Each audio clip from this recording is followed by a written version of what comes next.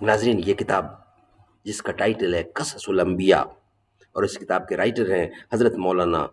عبد المنان صاحب رحمۃ اللہ علیہ، تصنیف ان کی ہے، رائٹر ہیں اس کتاب کے۔ ناظرین، اس کتاب کے اندر تمام انبیاء کرام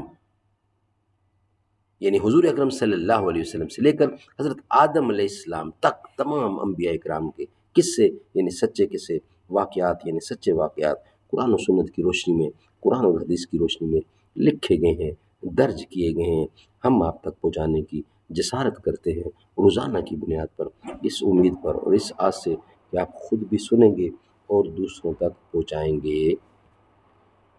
ناظرین، یہ آج پہلی قسط ہے اور اس کا وی لاگ نمبر ہے 347 اور پیج ہے 366،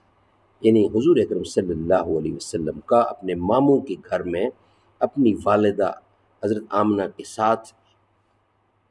جانا، اور رستے میں حضرت آمنہ کا فوت ہونا اور فوت ہونا عبد المطلب کا، اور ہمراہ جانا حضور اکرم کا ابو طالب کے ساتھ شام کے سفر میں، اور تجارت کو کرنا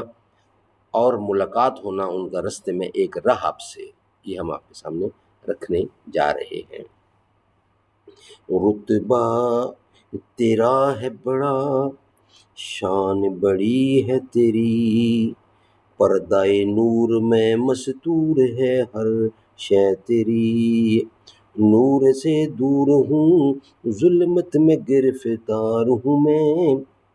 کوئی سیاہ روز سیاہ بخت سیاہ کار ہوں میں، اگر جنت میں جانے کا ارادہ ہو تمامی کا، گلے میں طوق تم ڈالو محمد کی غلامی کا،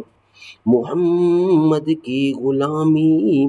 دین حق کی شرط اول ہے،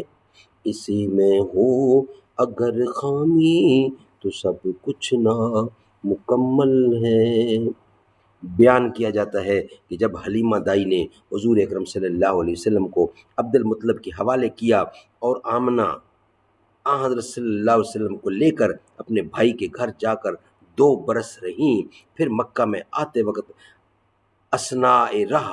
میں قضائے الہی سے فوت ہوئیں، اور اس وقت حضرت صلی اللہ علیہ وسلم کی عمر صرف 7 برس کی تھی، اور اس کے بعد حضرت نے اپنے دادا عبد المطلب کے پاس پرورش پائی، اور سن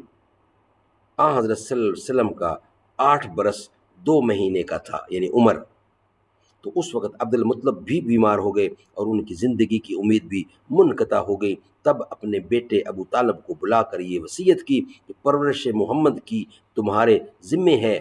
حضور کی پرورش کرنا تمہاری ذمہ داری ہے، میں اس بات کی تم کو تاکید اور وصیت کرتا ہوں، تم اس کو اچھی طرح سے یاد رکھنا۔ یہ سن کر ابو طالب نے کہا، اے ابا جان، وہ میرا بھتیجا ہے، میں اس کو اپنے فرزند کے برابر جانتا ہوں۔ اور اس کے بعد عبد المطلب نے انتقال کیا، اور پھر ان کے بعد ابو طالب نے حضور اکرم صلی اللہ علیہ وسلم کی پرورش کی۔ ان ایام میں اکثر نوکر ختیجۃ الکبریٰ کے تھے،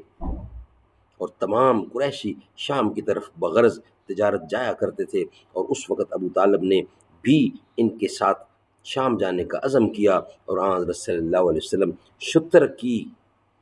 کی مہار پکڑتے تھے اور اس کو لے کر چلتے تھے، چونکہ اس وقت آپ کی عمر شریف کم تھی۔ ابو طالب چاہتے تھے کہ حضرت صلی اللہ علیہ وسلم کو گھر میں بھیجیں، لیکن حضرت صلی اللہ علیہ وسلم نے فرمایا کہ اے چچا جان، مجھ کو آپ اکیلا گھر میں نہ بھیجیں، آخر میں کس کے پاس رہوں گا، بس آپ اپنے پاس ہی رکھیے۔ یہ سن کر ابو طالب کے دل میں رحم آیا، اور پھر آنسو بہا کر کہا، اے جان غم، اے جان کچھ ڈر مت، کوئی اندیشہ نہ کرو، تم سلامت رہو، تم کو مکان پر بھیجوں گا۔ اور پھر ابو طالب نے حضرت صلی اللہ علیہ وسلم کا ہاتھ پکڑ کر اپنے ساتھ اونٹ پر بٹھا لیا، اور دونوں چچا بھتیجے کارواں کے ساتھ چل دیے۔ جب سب کارواں وادی شام میں پہنچے، وہاں ایک راہب کی عبادت گاہ تھی، اور اسی بستی میں درخت سایہ دار تھا جو قافلہ سوداگروں کا تھا، اس راستے سے جاتا تھا۔ ناظرین، یہ حصہ ہم آپ کے سامنے رکھیں گے انشاءاللہ نیکسٹ ویلاگ کی صورت میں. ابھی ویلاگ ہے باقی، کچھ حصہ باقی ہے، انشاءاللہ ہم آپ کے سامنے رکھیں گے،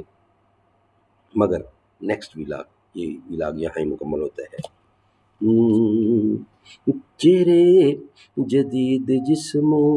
پرانے لگے مجھے، ایک موڑ پر تمام زمانے لگے مجھے، تنہا میں چل رہا تھا تو خوش ہو رہے تھے لوگ، ان تک گئی جو آگ بجھانے لگے مجھے،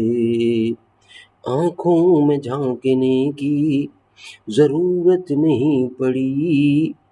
چہروں کے خول آئینہ کھانے لگے مجھے، چہرے جدید جسم پرانے لگے مجھے.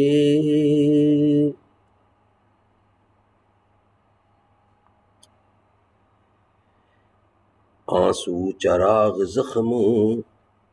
خزانے لگے مجھے، اپنی طرف جو دیکھ لیا ان کو دیکھ کر، آنسو جو دیکھ لیا اپنی طرف جو دیکھ لیا ان کو دیکھ کر، آنسو چراغ زخم خزانے لگے مجھے، دروازے پر جو ان کے میں جا بیٹھا ایک دن، دیوار کی طرح وہ اٹھانے لگے مجھے، ظالم کا ہاتھ جب میری دستار پر پڑا، دنیا کے پاؤں اپنے سر آنے لگے مجھے، دنیا کے پاؤں اپنے سر آنے لگے مجھے، سچائیوں کا زہر میں پینے چلا ہوں، یہ زہر پی کے نیند نہ آنے لگے مجھے، رکھنا نہ میری موت کبھی غم سنبھال کر، آنکھوں سے اپنے لوگ بہانے لگے مجھے، مجھ سے ملے بغیر مظفر جو تھے خفا، مجھ سے ملے بغیر مظفر جو تھے خفا، میں ان سے مل لیا تو منانے لگے مجھے، چہرے جدید جسم پرانے لگے مجھے، چہرے جدید جسم پرانے لگے مجھے، ایک موڑ پر تمام زمانے لگے مجھے.